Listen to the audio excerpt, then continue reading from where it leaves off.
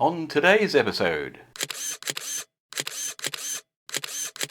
So once again I stress I'm only doing this because as far as I'm aware these negatives have no great historical value. They're not of my family, so as you saw, these were all welded together in their boxes, awful state. Some of them are obviously beyond salvaging.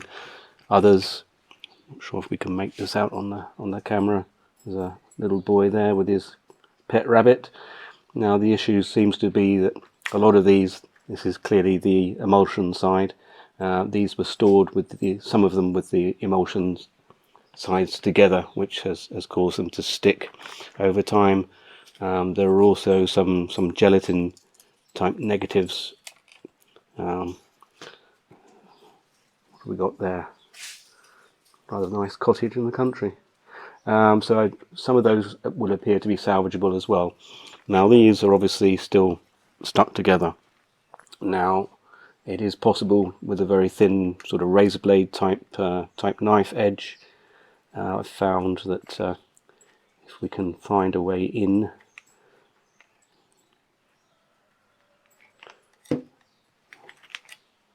this side's looking better, and just very gently, obviously it's glass, we just move along.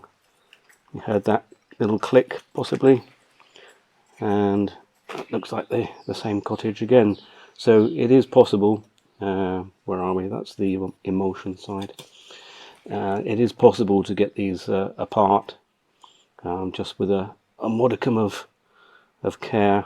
Let me just search what would appear to be the best place.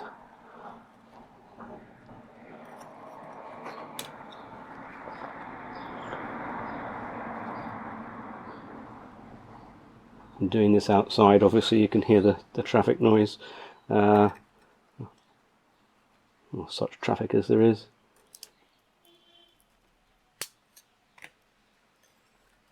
So there we have a picture of a young girl, and as always, pictures of babies. So I'll go ahead and take the rest of these apart.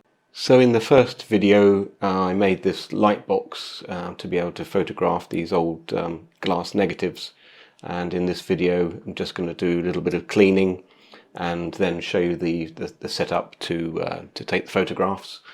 Now at the outset I must say that these negatives, although they're interesting to me, they're of no great historical value. They're not of my family or anything like that. So basically, if you have anything which is important to you, then please seek the advice of a conservator. You know, contact your local museum or search the internet for somebody locally that can do this, because if you get it wrong, you can obviously destroy the things completely and do more harm than good. So just to recap, the first thing you need to do is to identify which side has the emulsion. Now in this instance we can clearly see that this side is very reflective and this side not so much, it's dull. So clearly this is the side with the emulsion on, and I can see specks of dirt and stuff on there. Essentially the only thing that you can do very gently with a blower puffer brush is to go across the surface and hope that it will dislodge the specks of dust.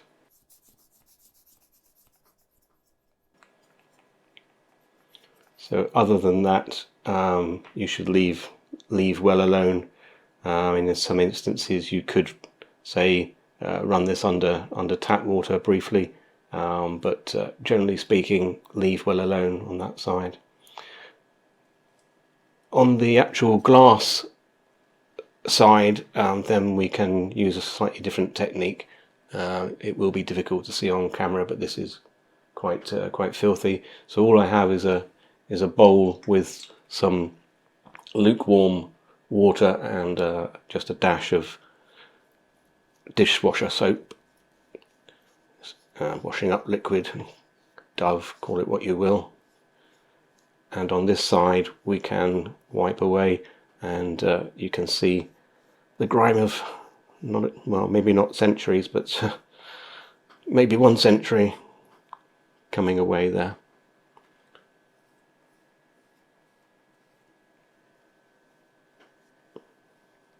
So this is just glass, so we don't we can use a reasonable force and go over it.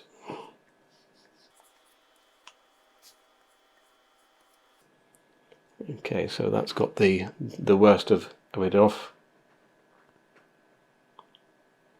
I'm just going to wait a moment while that dries, and then we'll come back. The glass is now dried, and I don't know if it's going to be able to be seen on camera, but just like when you do your windows, it's left a little bit of residue on there now. It probably makes no odds when you're going to be photographing it.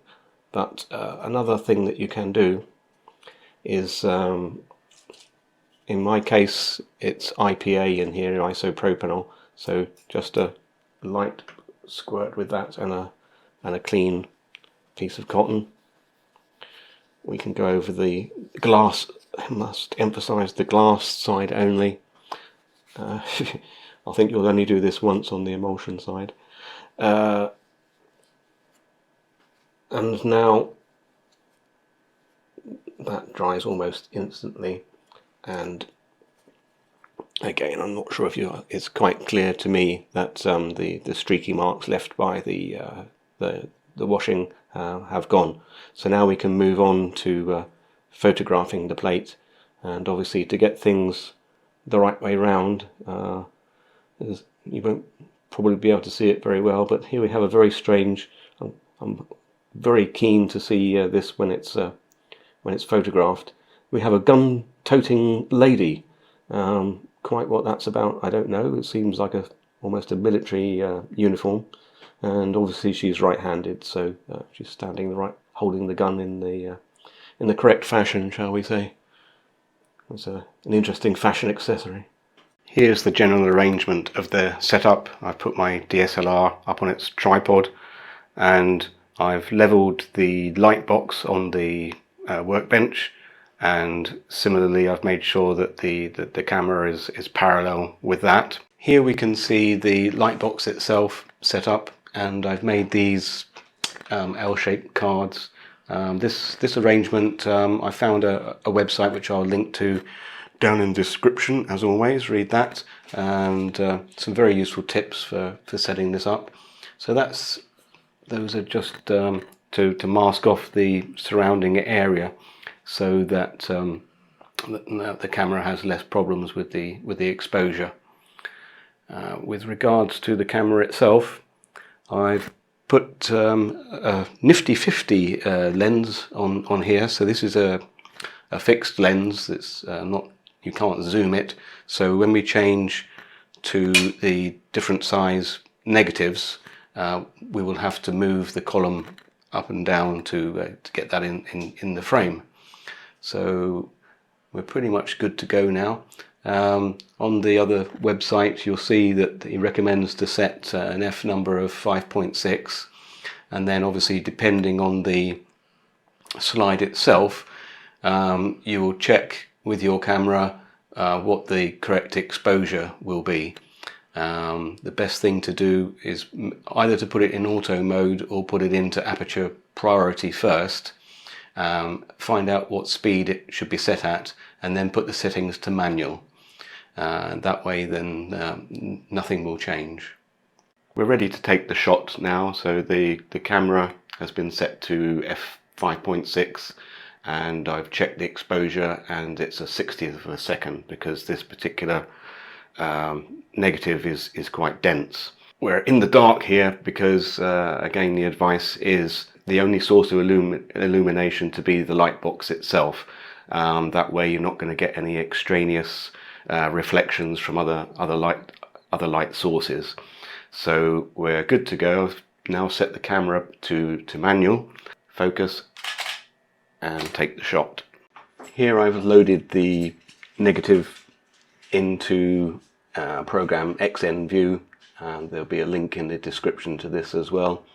This is my program of choice for this particular task, mainly because what we can do is create a batch process. So when we have, I don't know, maybe dozens, or for some people probably hundreds of photos, getting them from the negative to black and white to process, doing one by one would be a real pain. So what we can do is to add from the folder our negative, and then we can apply the transformations. So we could have added an entire folder or whatever we need.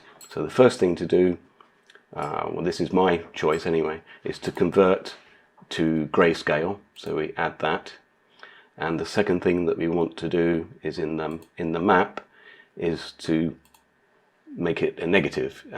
Now that may seem counterintuitive to some folks, but if you make a negative, it becomes a positive.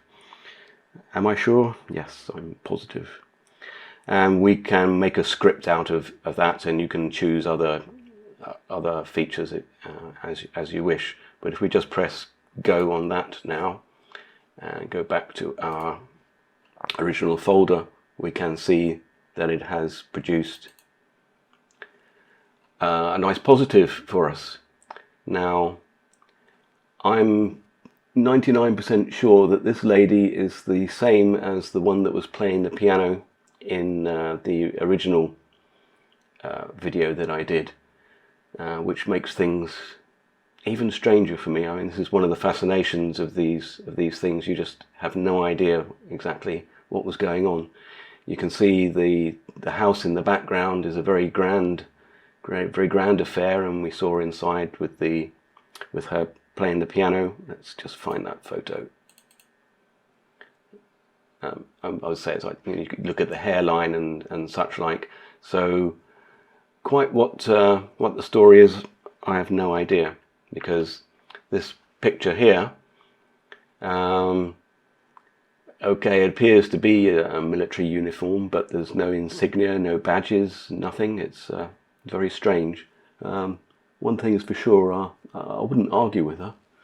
I'll do a part 3 where I'll take you through the batch process, and also the final process of touching up this, changing the levels and the contrast. That's all, folks.